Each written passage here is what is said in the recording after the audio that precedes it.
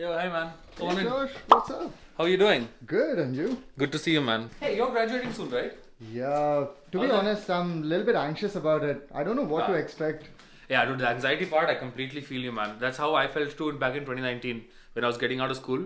I was like, will I even get a job? Like, where is this going, kind of thing. Really? Yeah. Can we talk about Of it? course, take a seat. Do you want a coffee? Yeah, sure. There you go. Thank you.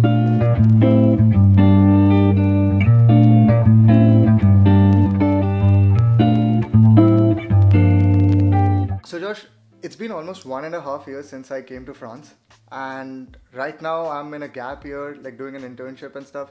But in general, I feel the student life is quite interesting. It's so dynamic. You get to meet a lot of people, you get to network. But at the same time, there's a small part of me which is thinking, what's next? What's after graduating? And I feel that you're the right person to talk about this. For those people who don't know you, could you just introduce yourself? Who are you? What are you doing right now? And where did you graduate from? Well, thanks for that, man. Thanks for looking towards me to start with. My name is Josh. I'm from India. I moved to France 5 years ago. I spent 2 years studying business management in Lille, in the north of France. And between the 2 years, I did 2 internships. And then I found a job, and now I found another job, and life's okay. I was studying mechanical engineering in India. I did 4 years of that in Bangalore. And I think that bought me a lot of time to ask myself questions about myself. Who am I? What do I like to do? What can I not do? What I don't like to do? Those kind of questions. It happened in that time. Yeah. I think engineering is an integral part of every Indian student. Without engineering, man, you don't know who you are. You need that solitude, that despair to find out who you are. Despair. I feel that. But it's quite interesting. You said engineering, and now you are in a management field. So I'm curious to know whether this whole engineering background helped you in any way after you came to EDHEC. Actually, it did, because one would think that how is engineering connected anywhere close to the company I work with, and I work with the data side of things. So mechanical engineering, how? But discussing with one of my mentors at work, he did his civil engineering in Portugal. Oh wow, okay. And he has this systems and projects kind of a role where he has a team of engineers in his team. Really influential position. And you can't write some experience off just by saying, oh, engineering, oh, it will never work. No, it's never this binary. Of course, it's not the most strategic. If you studied engineering, then you should probably work in engineering. Yeah. It's not the most strategic. But yeah, the problem solving techniques that engineering gave me, and even I was not the best at math, but this idea that math can do so much. This kind of stuff, you bring this analytical mindset, this math heavy mindset into this business world. On the technical side, understanding math and exploring problem solving techniques gives you more confidence.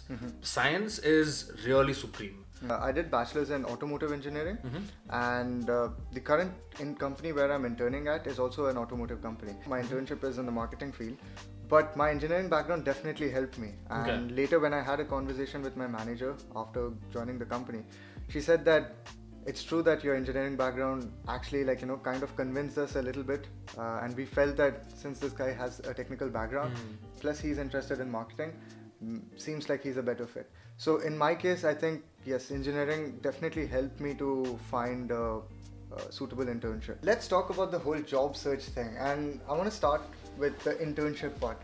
So how was the experience for you? Yeah, the internship was not fun, man. Not fun? It was not fun. I've not heard even a single guy or a girl say that, yeah, the whole internship was the best one. No, from the hunt till it was not fun. It was not the best. Okay. But I think in the beginning, no one wants to put their bet on you because you don't yet have experience in this specific work culture. Agreed. At least for a non-European, definitely bring in that cultural aspect as well into the internship. So the first internship I got was in Amsterdam, and I got it through a personal contact from India. And it was in cloud sales. Okay. It was actually a very exciting place to be, but I did stuff that I did not want to do or see myself doing. That's how internships are. Yeah, you do stuff that the company needs, not what you want in your career. Probably you pick the domain, or that's all you can do, not more. You can't pick more than that. Yeah. Did the internship help you find your first permanent job? 100%. Okay. 100%. So the first one was in cloud sales, and the next one was in cybersecurity. Okay. Cybersecurity was in Paris with ATOS Consulting.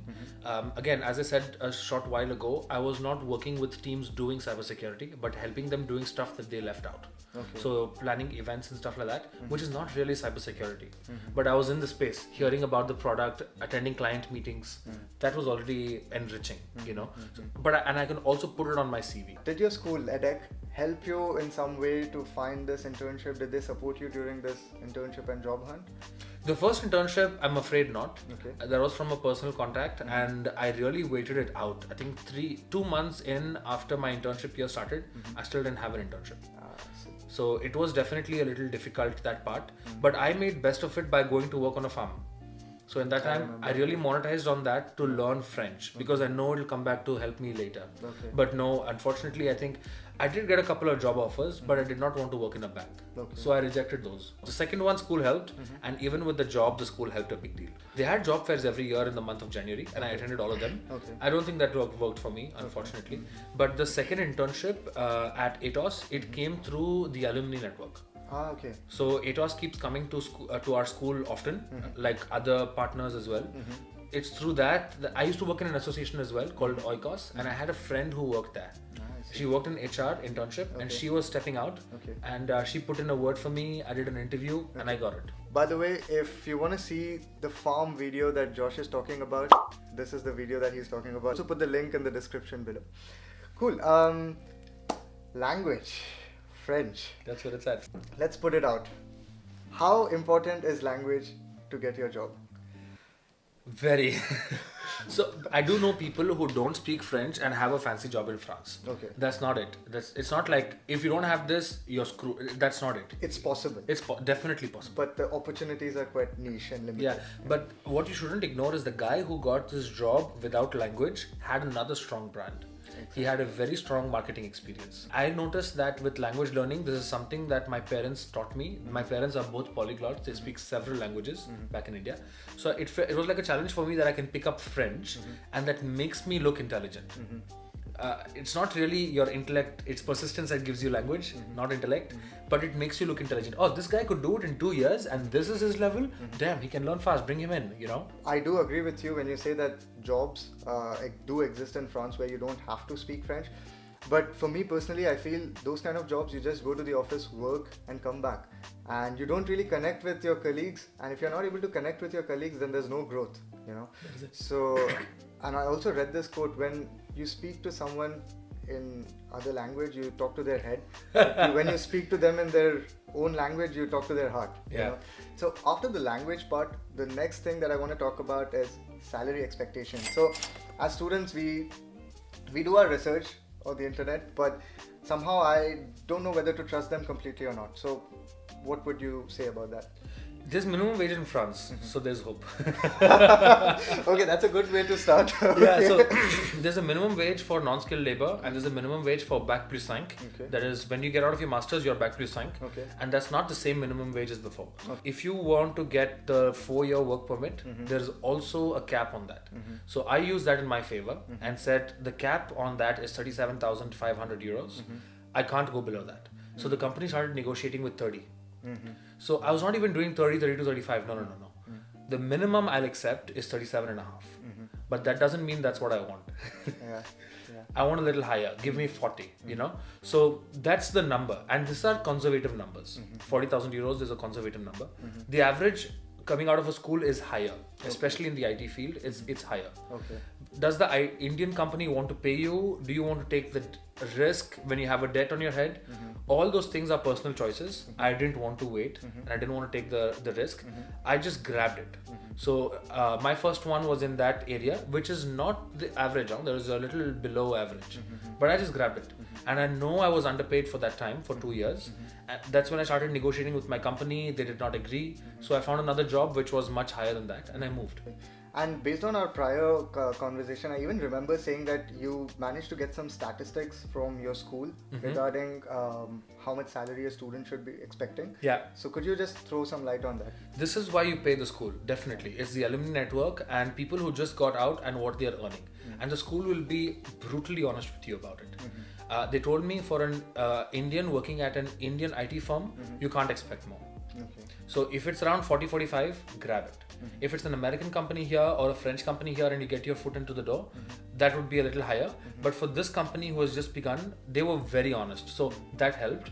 But yeah, they give you this list, at least EDHEC did. I don't know if I'm allowed to speak about the numbers, but EDHEC did give us a list of people from our school who got their full-time jobs after they finished their school last year. I see. Okay. So I could also contact them. So if they come from the same city as, and I did this, if they come from South India and they're working at an American IT company in France, I can reach out to them. And I did that. Okay. Yeah. That's great. So this brings me to the next point, and that is, how did EDHEC brand name help you with your career in general? I mean, the point that you said now is definitely a very valuable thing that the school is offering to you.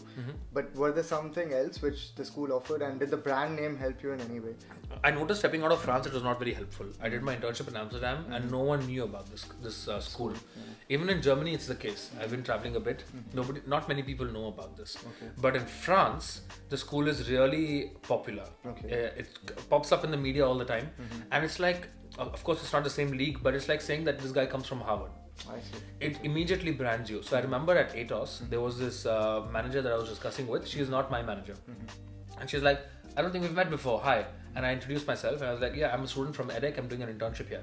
So the moment, come in. You're from EDHEC. Damn, nice. You know, there's a little spark in there like, oh, you are good enough to get into that school. You know, there is that brand that works for you in France. So if you get into the top 3, top 5 business schools, you have that going for you, definitely. Okay. And what about the job opportunities outside France? Does the school name still help you in that, or is it the experience that talks for you? It depends on this country you pick. I know EDHEC has a strong alumnus network in Singapore. I see. So, and they also have a campus in Singapore. Okay. So that works in favor. That works in your favor. So I know a couple of my friends, Indians, who did not want to compete in France anymore. They moved to Singapore and they got a really nice job. EDHEC also has a good network in Dubai. They have a presence in United Kingdom. If you said EDHEC in India, maybe they don't know about it. But there are people in India who can get their way around with that brand name. Yeah. Okay. So the last part that I want to talk about is, do you have some general tips for students who are pursuing MIM?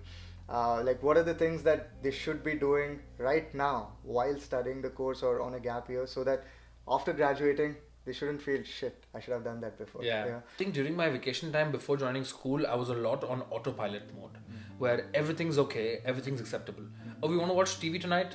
Let's go. You want to go to a party tomorrow afternoon? Let's do it. If you're in that much autopilot, time flies and you don't realize it.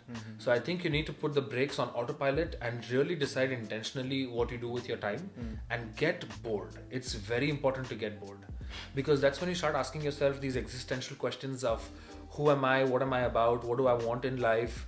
But if you're just having fun and partying all the time, you don't have time to think about this. You're just too ecstatic.